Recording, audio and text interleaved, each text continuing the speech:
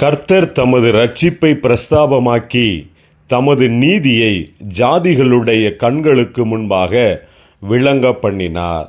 கர்த்தருக்குள் பிரியமானவர்களே, உங்கள் அனைவருக்கும் இனிய காலை வணக்கங்கள். இன்றைய வேதவசன தியானத்திற்கென்று நாம் தெரிந்தெடுத்திருக்கும் வேத பாகமானது 1 ராஜாக்கள் 17ஆம் அதிகாரம் 7ஆம் வசனம். தேசத்தில் மழை பெய்யாதபடியினால் சில நாட்களுக்கு பின்பு அந்த ஆறு வற்றி போயிற்று.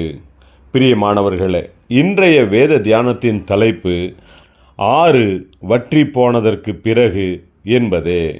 தேவனாகிய கர்த்தர் தம்முடைய தீர்க்கதரிசியான எலியாவை மிகவும் அற்புதமாக நடத்தினார்.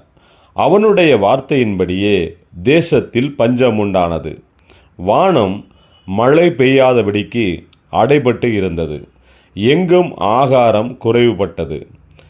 கர்த்தர் தம்முடைய தீர்க்கதரிசியான எலியாவை கேரித் ஆற்று அண்டையில் தங்கியிருக்கும்படி செய்து அவனுக்கு தினந்தோறும் காகங்கள் அப்பமும் இறைச்சியும் கொண்டு வந்து அவனை போஷிக்கும்படி செய்தார். அவன் தாகத்திற்கு அந்த ஆற்றின் தண்ணீரை குடித்தான். மழை இல்லாத காரணத்தினால் அந்த ஆறும் வற்றி போன காரணத்தினால் எலியாவால் அங்கிருக்க முடியவில்லை.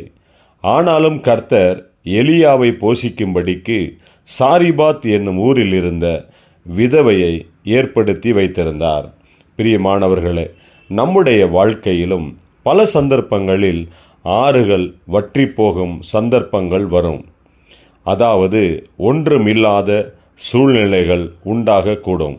ஆனால் கர்த்தர் இனிமேல் என்ன செய்ய வேண்டும் என்பதை நமக்காக ஆலோசித்து திட்டமிட்டு வைத்திருக்கிறார். நமக்கு பூரணமான ஆசீர்வாதத்தை அவர் தருவார். நமக்கு தேவையானவைகளை நிச்சயமாகவே தருவார்.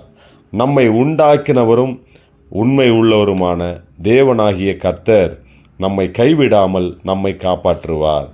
குறைவுகளை நிறைவாக்கி நம்மை நடத்துவார்.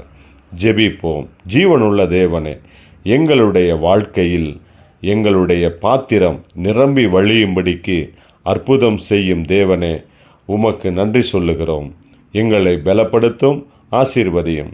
இயேசு கிறிஸ்துவின் நாமத்தில் ஜெபிக்கிறோம் நல்ல பிதாவே. ஆமேன்.